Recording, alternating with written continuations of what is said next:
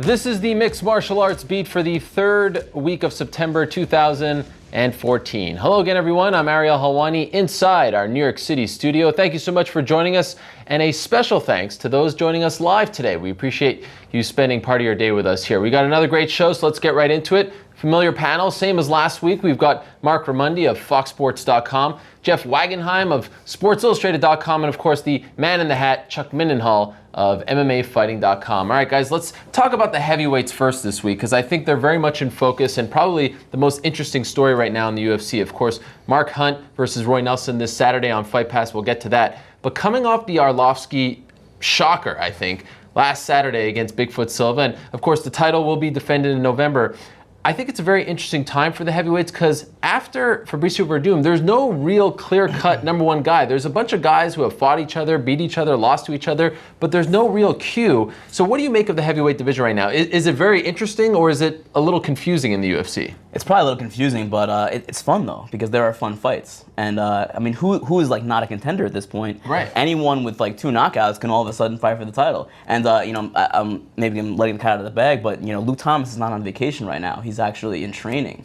Oh wow. To be part of the UFC's heavyweight division. And I heard sources tell me that he's going to be in the top 15 immediately, based on his vocabulary alone. Wow. Can he make the weight though? Can he make 265? Absolutely, 100%. Well, that's what he's doing right now. That's why I'm here. Okay. I wouldn't be here right now. So I'm benefiting from Luke training. But in all seriousness, I think if there's someone below Werdum, I think Stipe Miocic is that guy. I think he's ranked number 4 right now, and he's on a winning streak, and you know, he beat Fabio Maldonado for whatever that's worth. But I think he is the next in line, and I really don't like this talked about fight against Junior Dos Santos. I don't like it. Why? I mean, I like it as a fight. I think it's a really good fight. But Junior Dos Santos, if he beats Stipe, he eliminates Stipe from a title shot in the foreseeable future. And what does it do for Junior? I mean, he's already fought for the title. You know, he's already fought Kane 3 times. You know, he's lost twice. He's not at that point. Right. Yeah. Right. He's got. I mean, I don't think Werdum will win. I mean, I think Kane's a pretty heavy favorite. So I don't think that does a lot for the UFC. You know, whereas if you put Stipe against a guy like Andrei Arlovski or Ben Rothwell, they're both on winning streaks. They're both kind of on a path to a title, as crazy as that might seem for someone like Ben Rothwell or Arlovski. But I think that's a fight that can get you a number 1 contender. Whereas Dos Santos Stipe is like, you might lose Stipe as a contender with that fight. And we should be clear, the fight not 100%, but all signs point to it happening. Of course, they wanted to make it happen in May. I heard that on UFC Tonight last night. Great show. This guy, Aaron Fox Helwani. Sports 1. What do you think, Jeff? Yeah, I tend to agree with the Junior Dos Santos sentiment. Because he's in a strange position, sort of like where Ben Henderson was before he lost his last fight, where he was. Most people thought of him as the number 2 lightweight, and just like we think of Junior Dos Santos as the number 2 heavyweight, but there was no chance he was going to go back and fight the champion, at least for a while. So anybody who goes in with him is risking a major letdown, because if and the UFC is risking a major letdown because you lose a top contender. I think that Stipe is the guy. He's 12-1. He's got sort of the right resume, but he does need that one more defining win, and he has a chance to do it, because the heavyweight championship fight is until mid-November, so they could schedule something for him. And maybe the winner of this weekend's fight between Hunt and Nelson, that's the one. Maybe Arlovski, like you said, or remember Miocic beat Nelson, right, in that shocker. That's right. That's why this is all very interesting. Yeah, that's right. It's got to be Hunt if Hunt wins. So that's the sort of that was the twist. And Hunt is 0-2 technically in his. I mean, he has the draw and a loss to Dos Santos. So I think you know what I mean. It's complicated. It's complicated is the right word, because there are so many scenarios in play. If one guy wins, well, they've already fought, or this guy wins, Junior Dos Santos wins, then he's not going to go against Cain Velasquez again. It's been like that, you know what I mean? It's always been sort of a dearthy sort of thing. There haven't been a ton of guys coming up at once. It's always been there's a couple of the old guard guys like Big Nog who'd hung around for a long time. Those types of guys just hanging around the space, but then they start to lose. There's other guys like Stipe who comes up. He's 6-1 in the UFC. If he beats Junior Dos Santos, to me, that's the clearest cut guy you have, because he doesn't have a history with either fighter at the top right now. But it is complicated, because you're dealing in scenarios. You're saying, like, if this happens. I have to look at this something like the Japan card this weekend and be like, well, these guys are auditioning for that spot, because ultimately it's been so stagnant at the top. and that thing is still off, by a couple of months. It's still off on our horizon a little ways, but it's been so stagnant with Cain Velasquez out, even Junior Dos Santos. You're talking about your 1 and 2, and then 1 and 2, or Verdum being number 1, I guess, in the rankings. Right. But yeah. But all of them have really been, sort of on hold. So everybody's just beating each other up in that group below it, except for maybe Stipe, who has just the 1 loss. So it's very, very complicated. I feel like we probably are. It's probably premature to even try to speculate at this point. And heavyweight's different from every other division in so many ways. But one of them is the number 2 guy. The number 2 heavyweight is not a contender, and everybody below him sort of is a contender. You really go down, at least through the top 10. Any one of those guys the UFC can make a case to bring that guy up there. But the number 2 guy, no. It's going to be really difficult for Junior Dos Santos. I mean, he might, maybe if he goes and beats Stipe, maybe they say, well, hey, he's beaten the one guy that we thought was a contender. Maybe they try it again. But I don't know. I think it's a really hard fight. I mean, on one level, I would like to see Velasquez and Dos Santos go at it every 3 months, until eternity, because I think they're the 2 best heavyweights out there. But I just don't think that's really in the best interest of Junior Dos Santos and his health. I mean, I think Verdum and Velasquez is a fascinating fight. Styles matchup, it's really intriguing because of Verdum on the ground, how he is off his back, and of course Velasquez is wrestling. So to me, what's most interesting is that by the time Velasquez fights, it will be over a year since he last fought. So usually when this happens, there's a queue that has formed. Look at lightweight. Benson Henderson, he lost to Anthony Pettis. He tried to come back up. And then all of a sudden, all these guys are, coming out of the woodwork, like Cerrone, Eddie Alvarez, Khabib Nurmagomedov. Nothing like that is materializing at heavyweight. But to me, right now, sitting here right today, if I had to pick a story of the year, it might be Andrei Arlovski. Because I think we all sat here, if we were all here talking about it when he was signed by the UFC, saying this was almost desperation. This was a bizarre signing when they brought him to fight at UFC 174. And say what you will about that fight, it wasn't the most intriguing, exciting fight, and a lot of people thought he lost the fight. But to knock out Bigfoot Silva, all of a sudden, Andrei Arlovski, who is a draw, who is a name, who's a former champion, who people can get behind because they remember him from the old days, I think he might be 1 win away from fighting for the belt. That's crazy. Andrei Arlovski in 2014, who really did nothing to deserve a shot back in the UFC, has very much proven that he is a UFC caliber heavyweight. That to me might be the story of the year right now. It's so funny when Dana White tweeted, Andrei Arlovski's back in the UFC, exclamation, exclamation, exclamation, back in April. It was a resounding, like, what? Why? What? Yeah. What? Silvio, Right, that sort of thing. But now here he is. He's in the top 10, and he's gonna get a contender fight, and he could fight for the title in 2015. It's kind of silly, but it's not a bad thing for MMA. I think it's actually good. The traffic on the story that for us at Fox Sports on him beating Bigfoot was actually really good. People remember him, right? People remember him. I still think that he resonates with some fans, and he's an old school guy. He's lost the fangs. He's lost kind of like the bushy beard, but he's still the same guy that fans recognize. And I think that's good because it does draw. I mean, the traffic on that story was a lot better than most Fight Pass main event traffic stories. So I mean, I'm not sure what that means exactly. Maybe because of the knockout, but I think Arlovski being a contender is good. And I mean, hey, the heavyweight division needs somebody with a name, with a draw. I don't think anyone thinks that he's going to go out and beat Cain Velasquez, but hey, why not? He's old school, but he's also, at least with the small evidence we have with the Bigfoot fight, he's an old dog who you can teach new tricks to, and because he fought really smart. An old pit bull. One of the reasons for his demise has been that he's got into these stand-up battles where he just sort of made one fatal error. He would be looking pretty good, then all of a sudden he would just walk into something. Well, if you watch that fight, I watched that fight again, and it was really interesting. While the fight was happening live, I kept waiting for Bigfoot to clock him because I was saying, okay, he's moving around. You could hear Greg Jackson in the corner saying, "Move side to side," and he was doing it, but I just was waiting for that moment when he was going to make that fatal error that he seems to have always made, at least in the last bunch of fights. But he never did. He was in, he was out, he was side to side, and that's a really good thing to know that the guy who's been around the block a few times can actually learn something, and it can really pull him up in the division. Every time we get one of these resurrection stories, these guys, they do happen in MMA. That's one of the sort of poetic things in the sport is guys can sort of look like they're out of it and then come back. Andrei Arlovski being the last guy to do that. But one of the things that you sort of look at is I like to go back to the time they were at their worst and sort of look at the articles that were coming out. It was like a favorite pastime of mine to see like what people were saying. And everything you read about Arlovski after he got knocked out by Karatanov in that last, it was 3 knockouts and 4 fights. it was things like glass jaw, how sad. These are like the types of words you're seeing attached. He's done, that sort of thing.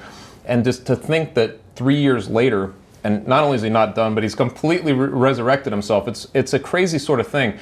And people forget, I mean, he went to Greg Jackson before the Caratano fight. He got knocked out in that one. So I think we sort of discounted the time, but he's very slowly sort of changed his approach to the game. He doesn't get in the gunfights. He limits his mistakes. I think he's a more aware fighter. He's really come along. He's had some ugly fights, but then right when we're sort of putting him in that group, he knocks out Bigfoot. So it's like he's a very, very intriguing story, maybe more intriguing than he's been in a decade. And all those adjectives that you threw out, I don't think there was anything wrong with them at the time that they were written. I think they were all pretty accurate. Yeah, well, I was writing the stories man. like that. Well, other than yours, I think that they were all good. And last night I had a chance to talk to Roy Nelson, and I was saying, you're 38 years old, you're fighting a 40-year-old on Saturday. You guys are both, on the fringes of contending. So the guy who wins is maybe in a good spot. But Roy, what about the guy who loses? Is this like the last dance?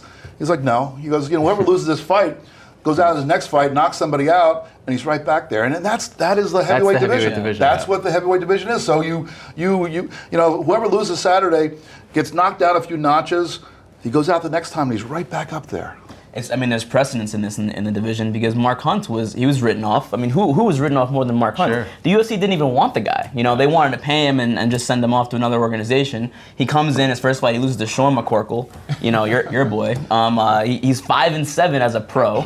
Where does a guy like that go? And now he's one of the most popular heavyweights in the sport. He's fighting in the main event, Saturday against Roy Nelson. If he wins, he can get a title shot. I mean, so that division is just crazy. I mean, crazy things can happen in that division. Well, let's take a look at that card. It's in Saitama, Japan. Saitama Super Arena, site of many great MMA fights. It's on Fight Pass. It's super early in the morning here on the East Coast. We won't complain about that because I know all the European fans hate that. But I gotta say, I mean, Fight Pass has been around for what, almost 10 months now? This might be the most intriguing Fight Pass card, and I feel like we've been saying that a lot as of late, which leads me to think these Fight Pass cards are almost better than the Fox Sports 1 cards. Better than the Dublin card that you were so on? Well, nothing is better than Dublin, guys. Nothing will ever be better than Dublin. But honestly, I mean, this is an intriguing, from that main event to Misha Tate and Rin Nakai, who everyone loves. I know you're a big fan as well. To the return of Sexyama. Yes, of course. The return of Sexyama against Amir Sadala. Takanori Gomi versus Miles Jury. There's a lot to sink your teeth into here. This again proves that the UFC is not just making Fight Pass as gravy for the local market. If that was the case, I don't know if Mark Hunt and Roy Nelson would be on the card. They are catering to the North American fans as well. It's a lot different from what I thought it would be back in December when they announced it. Well, I mean, they've said that Asia is a top priority for them, and they are putting better Fight Pass cards in Asia than they are other places. I mean, the Macau card had two really legitimate fights on the top of it in August. They had Bisping against Lee. Nothing else. The rest was for the local market. But Bisping Lee is those guys are both legit names, they're draws, and then you had Woodley against Kim, and those guys are both legitimate contenders at 170. So those two top fights were pretty solid. It was better than the Tulsa card that was on the same day on Fox Sports 1.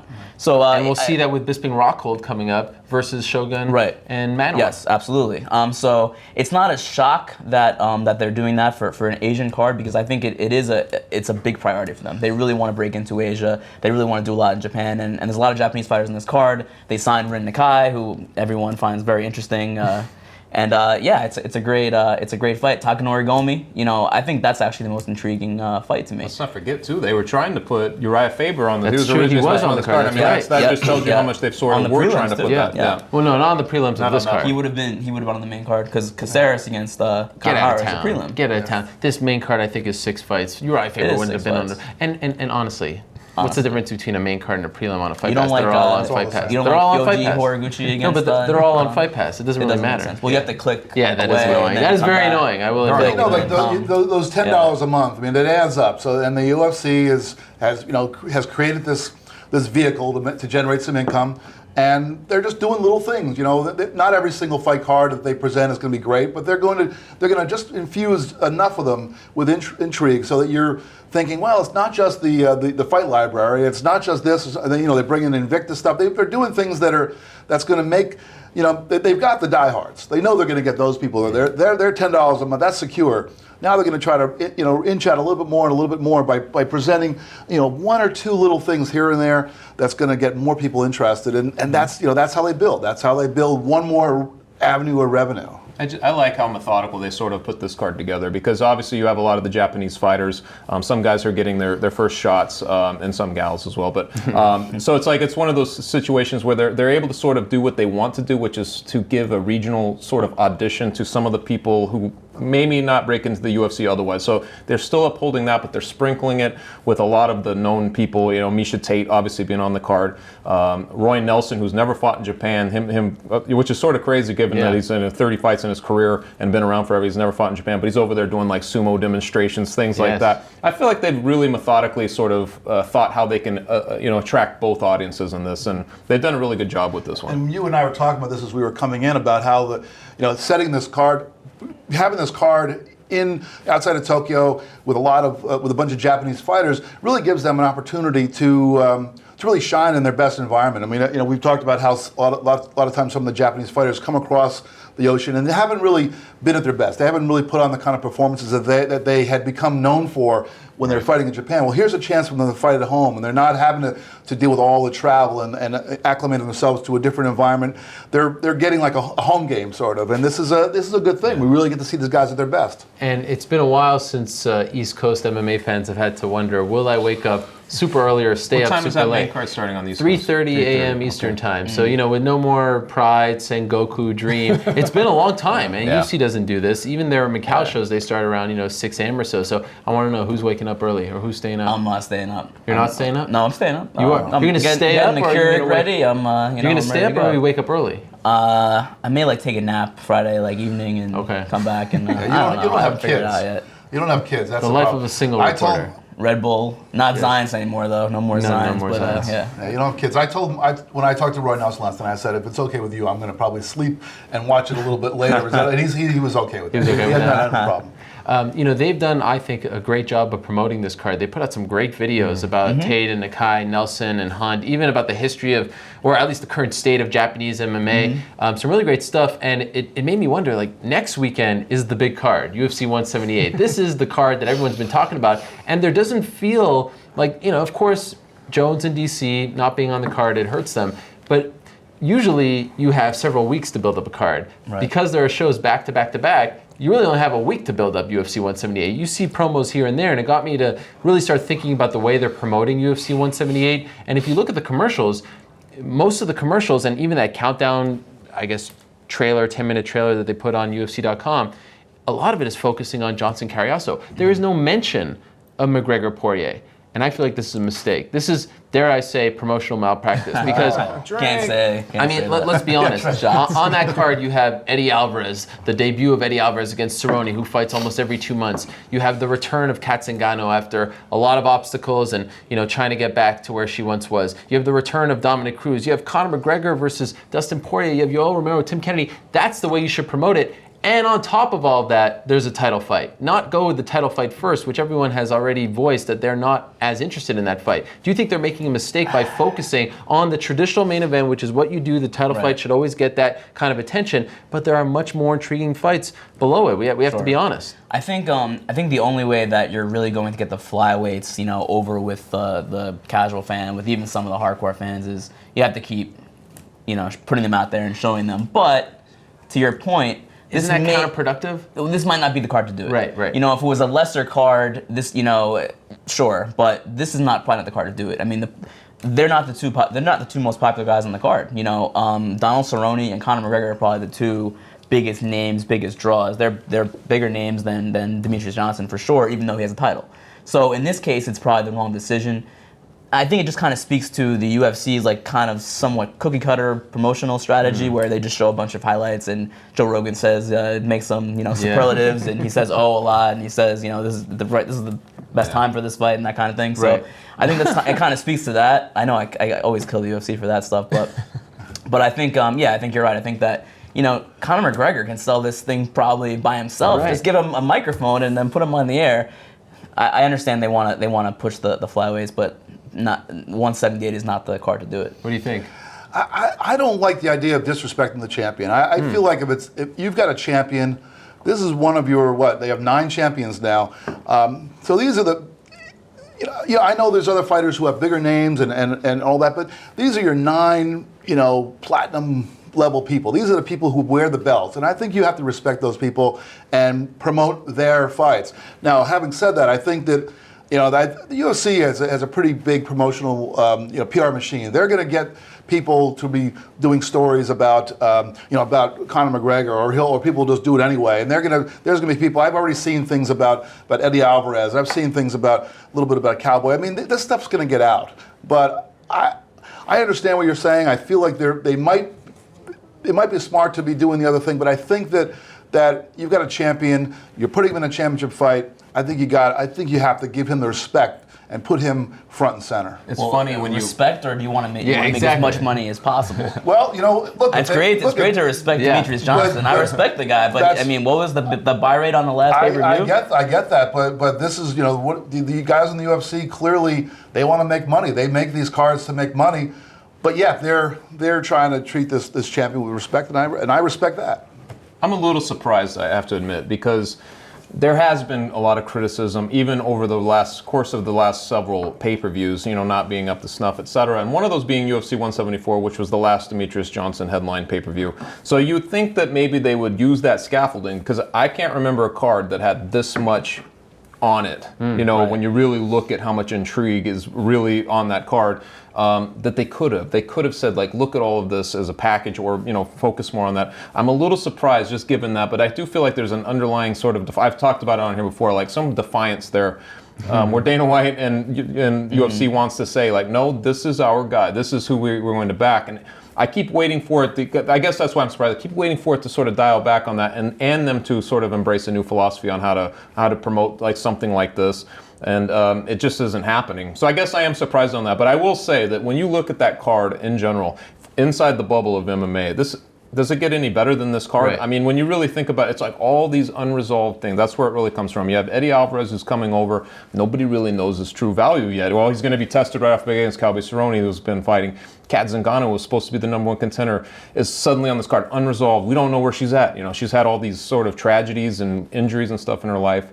She's back. Dominic Cruz, 3 years almost to the day. I mean, it's crazy to me that these guys. So there's all these intrigues on so many levels on this card. If you are an MMA fan, you're looking at that thinking, does it really get any better? I mean, to me, all those fights are very exciting. We still are more than a week out, so we have to keep that in mind. And they've been selling the clock is ticking. Right? The fight poster has the 3 top fights. So and equal size fonts. And I know they have the championship fight on the top, as they should. But all 3 are there in equal size fonts. They are clearly trying to promote those other fights. And I think that there's going to be a time as this week progresses where those people who are sitting on the fence are going to get that little nudge. And it's going to be, I hadn't thought about that. Oh yeah, the Cowboy fight. Oh yeah, that's going to nudge them off the fence, or one of the other fights on that card is going to do it. McGregor and Poirier. It's got to be, right? I mean, those guys, they hate each other. That is the people's main event of all people's main events. It's also worth noting that with all you respect, I know you're a big respect guy. I'm a respect guy. All due respect to Chris Carriasso, he's not really. I don't think he's anyone that people think is going to actually knock off. This falls on him. People want to think that there's a legitimate challenge there, and I don't think people right. And that's if you really wanted to sell this title fight as the main event and as the big draw, it would help to have someone who people actually think could beat Demetrius Johnson. That's part of it too. I will say this though, and the UFC could use this their defense, and I'm sure they will, is that they could use Chris Carriasso and be like, well, how many people are picking Dillashaw to pick Renan Barão? Because I feel like it's a similar. I think this is a wider divide between those two. Yeah. But they could roll that out and be like, hey, you just don't know until you see it. But there's something to be said for that's the UFC's marketing strategy. Of course. You just don't know until you see it. But if you look, they put out this clip, right? And this is like the biggest piece of promotional promotional, muscle that they put out. It's a 10-minute clip. It's the countdown, right, to UFC 178. It's not the full show, but it was like the first thing that they put out. And I was watching it, and I was waiting for the other stuff to come. And it's 10 minutes long. 7 minutes of the whole thing is about Johnson and Carriasso, and they don't phrase it that way. They break it down like it's your typical main. There's no hook there to let you know that look, we understand that this guy may not be a household name, and guess why he's not a household name? Because we buried him on the prelims. We've told you that this guy is not main event status for a very long time. He's never had this kind of opportunity, not even close to this kind of opportunity in the UFC, and yet they just break it down. We get a little bit on Cerrone and Alvarez, and that's it. And that to me just seems like star building, a crazy way to do things. What this business, that's a big part of what this business is. If you talk to anybody in the UFC, they're like, Chuck Liddell wasn't born into stardom. We had to build him. But I feel like the building process is very strange now. We don't see it as much. Like we've talked about. We were talking about a card a few weeks back where there were a couple on the prelims. It was like there was a flyweight, there was a good flyweight. Remember the Makovsky, Formiga, yes, that one. Murphy. If you really want these guys, you got to start putting them in a better spotlight. You can't bury them in these situations and then expect them, because one of those guys could be a contender. All of a sudden, expect that guy to be a draw against your champion. To me, there's murkiness in how they're building their stars right now. There's a lot of fights. We've been through this a million times. But the people like, for instance, Conor McGregor, if he really has the it factor, well, I think you got to start treating him as if he has that it factor. You got to start putting him front and center, especially on a fight like this, who's going against a guy who's truly going to test him, and we're going to see what he's all about. And they did that press tour in August in Las Vegas and Los Angeles, and they had feels like years ago. It feels like years ago, and it was Jones Cormier and McGregor and Poirier, and now Jones Cormier is off the card, and McGregor Poirier is not even being talked about. Right. So it's almost like that whole press tour that I thought was very effective is for naught. It was to sell tickets, but then of course the main event fell through. But yes, you're 100% right. How much of it falls on Carriasso's shoulders? Like Demetrius is the champ, and we know what he's all about. But do you guys feel like this is pure sport, and you get the title shot? Your job is to just train and try to win the fight, or is there some kind of obligation there to sell a fight, to get out there and let people know who you are? Because let's be honest, this fight was supposed to happen at UFC 177, so he's had extra time. He's done absolutely nothing. Right? Yeah, well, train. Typically... Well, from the promotional side of things. In a typical fight, I think that you would put a lot on his shoulders, but I think for the reasons that you guys have all been talking about for the last few minutes, I think that the way to promote this whole card could be, well, here's a chance to see our flyweight champion. And then, instead of trying to build up this guy who is hard to build up, then spend the rest of the time talking about the other fights, the Cerrone fight, the Conor McGregor fight, the other fights on the card that are going to boost it up. So, people aren't dumb. The fans who watch the sport aren't going to sit there and say, well, I know I watched Carriasso fight 2 or 3 times, and I don't think he can compete with Demetrius Johnson, but the UFC is telling me he can, so all of a sudden I changed my mind. I don't think people are dumb. I think they're going to watch this fight card because A, they want to see a championship fight, and B, because they want to see these other things that happen. They want to see Alvarez's first time in the UFC. They want to see whether Conor McGregor can fight as well as he can talk. They're going to want all those other things are going to be 1A and 1B and 1C. I don't know that building up Carriasso as your opponent is the best use of promotional muscle. No, I know. I'm just wondering how much of it falls on his shoulders. How much does he have to do on his own? Just get out there and do it himself. Yeah. Of all the fights on the card, though, that we've run through them, and there are a lot of intriguing ones, which one sticks out as the most intriguing? Because there are fascinating storylines there. I think Dominic Cruz's return is the one that there's just so much, so I can't really pinpoint just one. Well, what's the one? You got to pick one. Okay, I'm taking Dominic Cruz against Takei Mizugaki because Dominic Cruz was the 135-pound champion. Yeah. He looked amazing. He was one of the best pound-for-pound fighters in the world. He never lost that title. He still should be regarded as one of the best in the world because he was just injured. He hasn't fought since. 2011, he fought on Versus. Yes. Anthony Johnson was a welterweight the last time Dominic Cruz fought. He beat Charlie Brenneman on that same card in Washington, D.C. And he's fought in 3 weight classes since then. He's fought in every weight class since then, pretty much, and every promotion.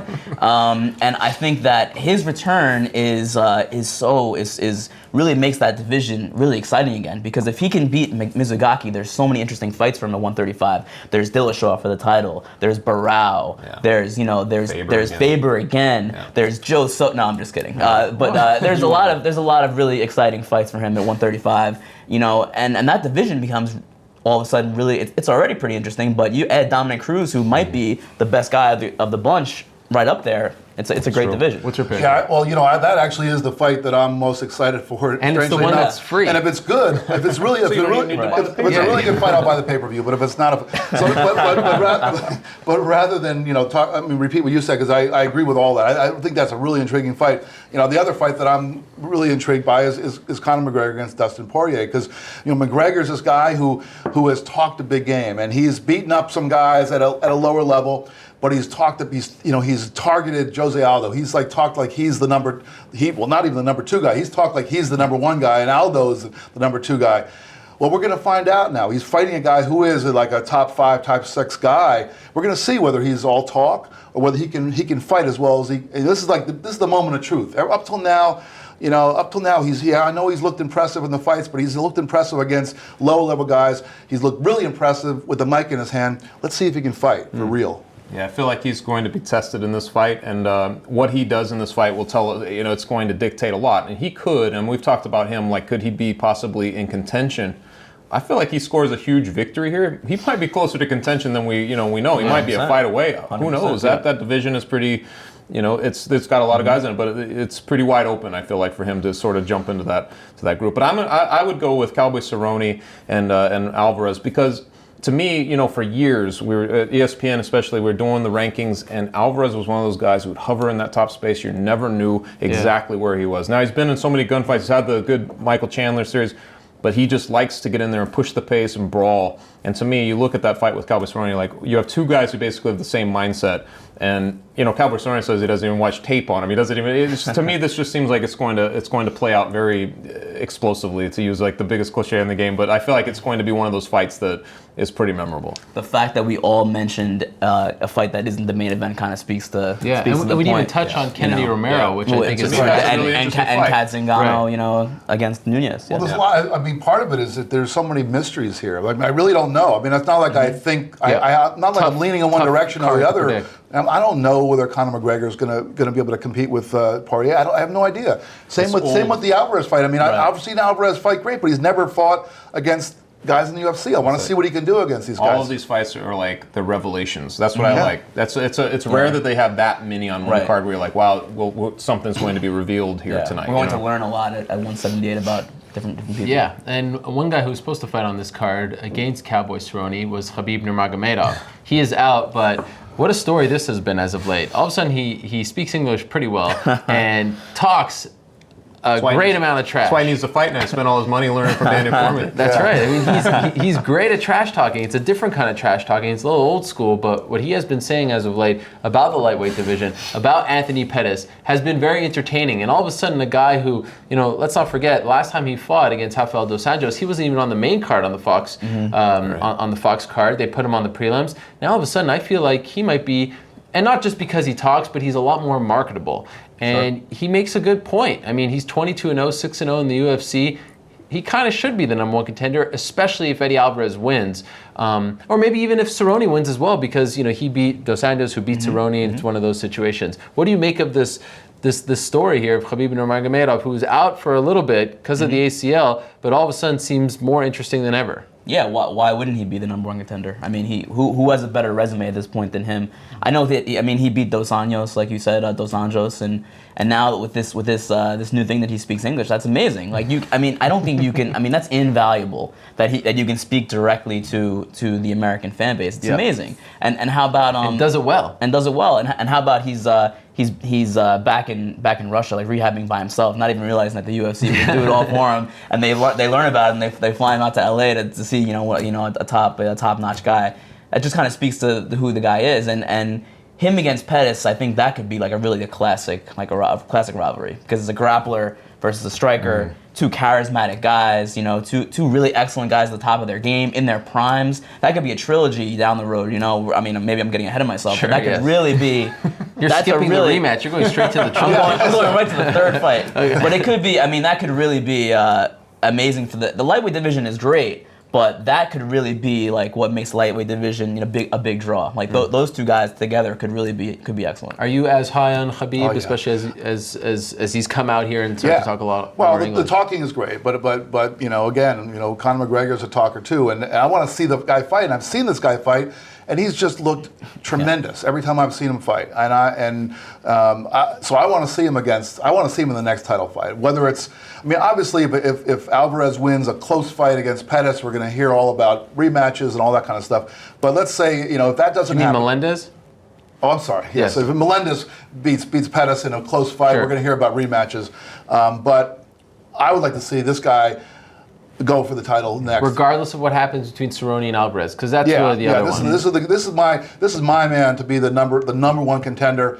And Cerrone and Alvarez, obviously if we end up with a title fight that causes a rematch to happen, then maybe the Cerrone Alvarez winner fights him. But otherwise, I want to see him. He's the guy I want to see. You always know the type of guy who's coming up that you have to sort of squint to find problems with. You have to scrutinize them on other levels. Well, what is the one criticism on a guy like Nurmagomedov? Well, maybe he doesn't finish the guys. So he's a wrestler. He doesn't finish, as much as some of the other. So all of a sudden, he's 6-0 in the UFC, he's beating all these guys. And I feel like I've heard that a little bit. Like he's maybe not like a Cowboy Cerrone. He's not going to finish maybe at the same rate. But you take a look at his resume, and it's pretty amazing. And some of the guys that he's beaten, too, they don't get finished in the UFC. Pat Healy has never been finished in the UFC.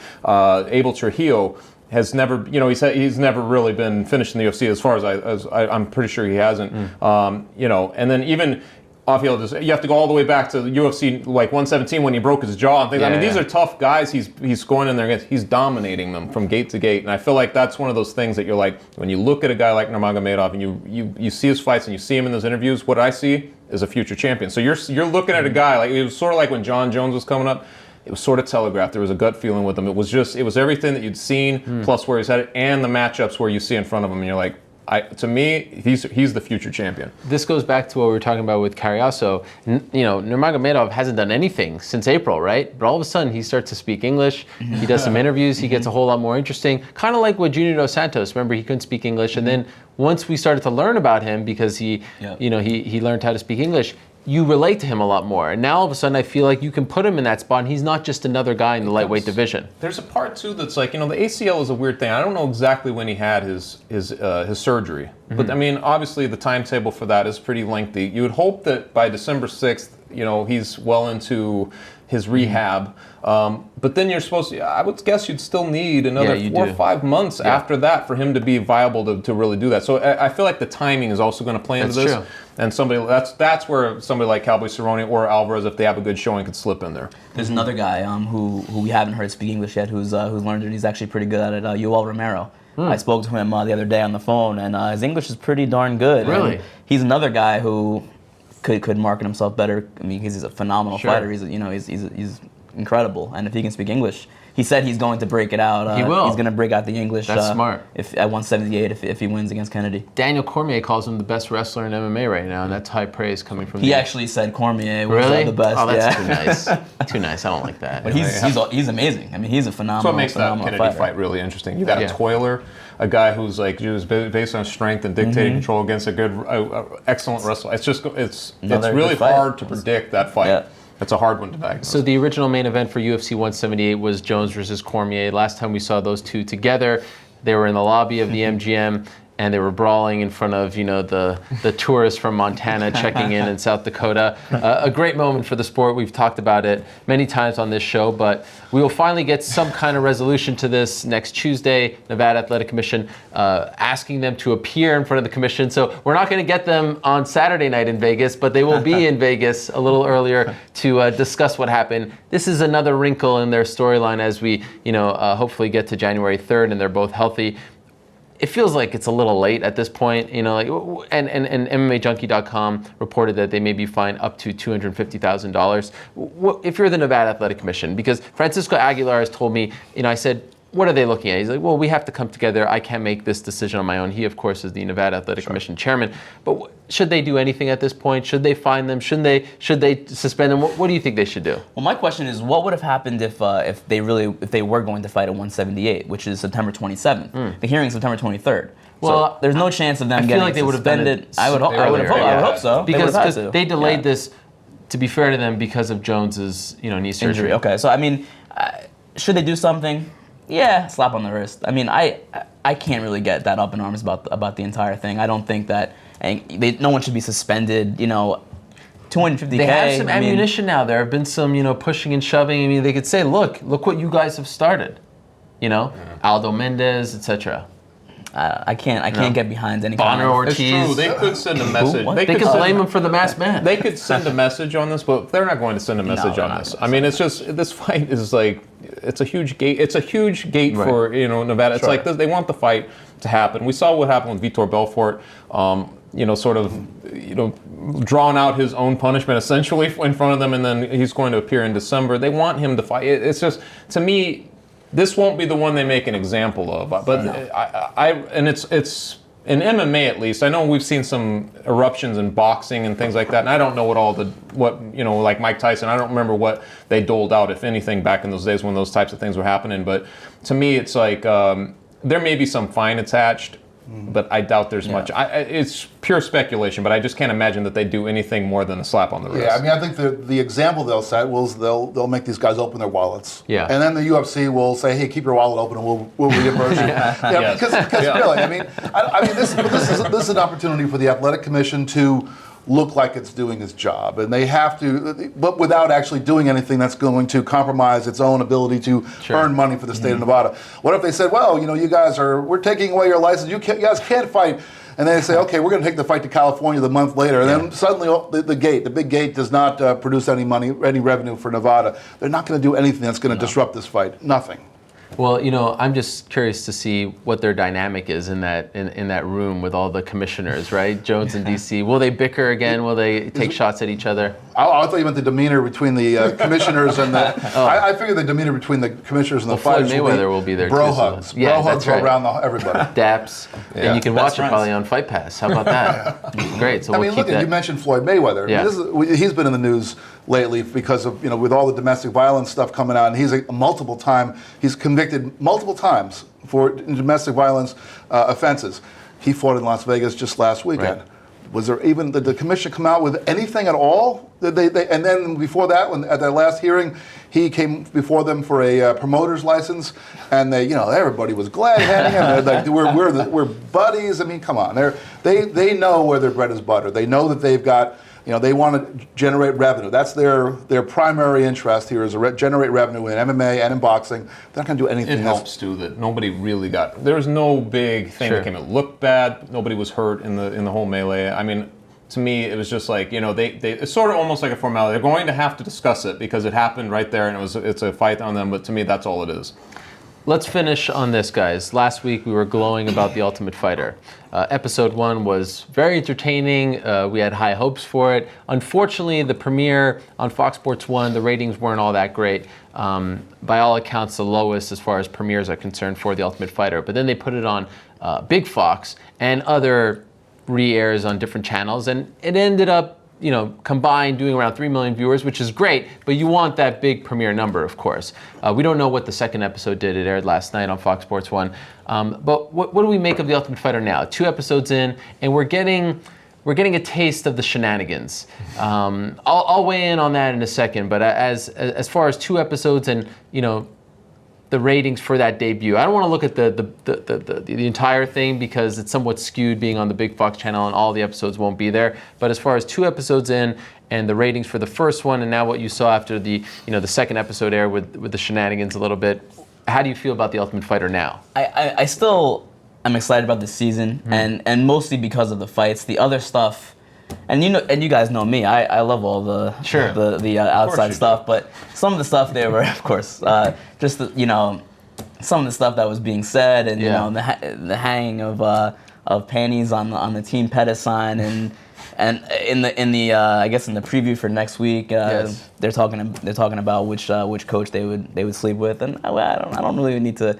I just want to see the fights. These girls are really these women. I apologize. They're excellent. They're excellent fighters. They're the best in the world at what they do, and the fight was really solid. Could have been better. The first episode was a little better, but the tournament aspect is really what excites me the most, and that hasn't been taken away. But I'm a little disappointed. I'm not worried. Okay. I'm not worried. I think it'll be fine, but I'm a little disappointed about some of the extracurricular activities going on in the house. You probably loved it. Oh yeah, I love that stuff. No, actually, I love I fast forward through all of it. I actually think that they could do better when ratings if Fox can convince the NFL to schedule some games on Wednesday nights to be broadcast on Fox Sports 1 before the. Right, yeah. I mean, obviously that was what generated the huge number last Sunday. They had 1.735 million.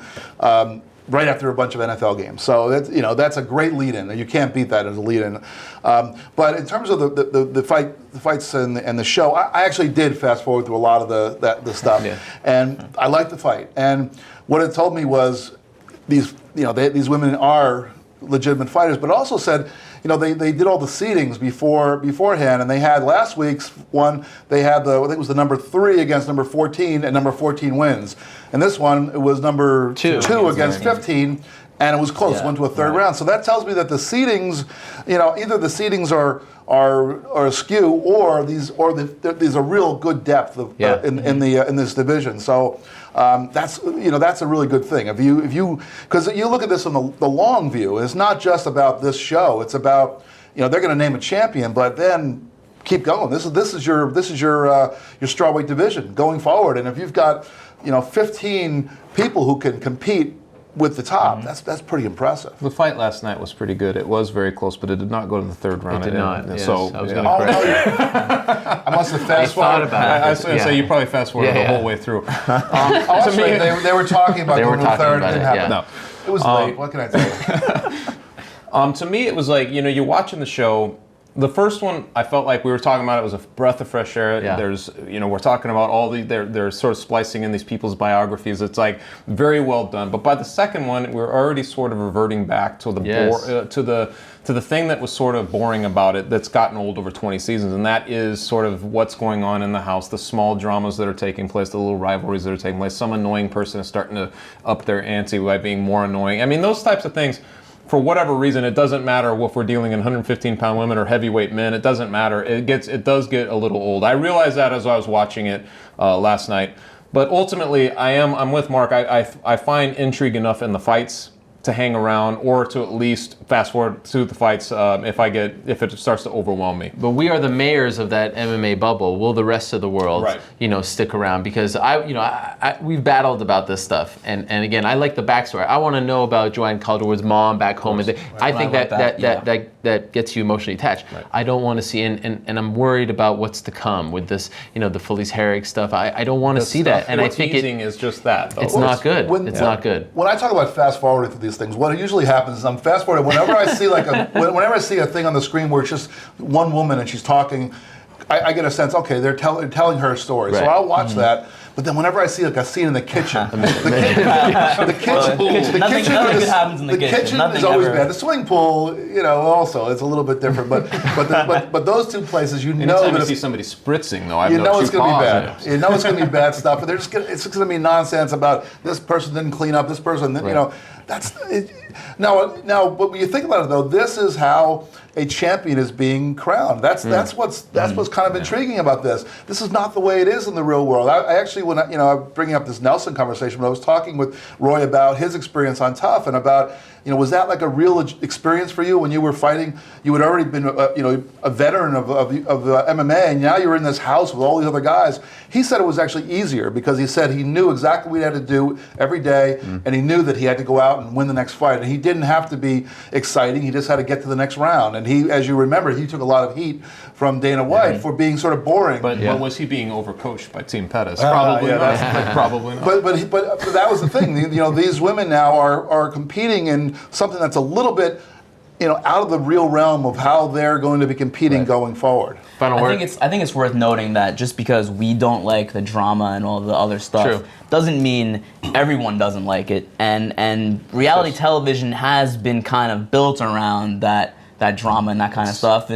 But it's time to evolve, right? It's not It's just been like that for though. years. It's just that you're right. It's Right. just that it's a pattern that was for 20 seasons now that Right. you've gone Yeah. through it. So it's more like this again rather than this drama will always keep my attention. It just gets old after a while. And are those compatible audiences? The audience that tunes in to watch The Bachelor and who tunes in to watch, Dating Naked or all these crazy little reality shows that are on TV, are these people the same people that are going to be sticking around to watch the fight? Maybe they do the opposite for me. Maybe they watch all the reality and then they fast forward through the fight and go to the next one. Well, maybe they figure that they're gonna keep the hardcore fans with the fights, and they might bring in reality TV fans or a different kind of audience with the other stuff. I mean, Let's see how the ratings are and how it progresses as the season rolls along. All right, that does it for us. We're off next week because it is, of course, UFC 178 Fight Week. I will be there. Can't wait for that. It's going to be a great card. We'll have our usual Fight Week coverage for you, but we'll be back the following week with another episode of The Beat, and I'm sure we'll have a lot to talk about because, as always, the MMA train never takes a break. No off season in the sport. Great stuff. True. As always, we appreciate your time. For Mark, Jeff, Chuck, I'm Ariel. Thank you so much for watching the show. We'll see you in 2 weeks.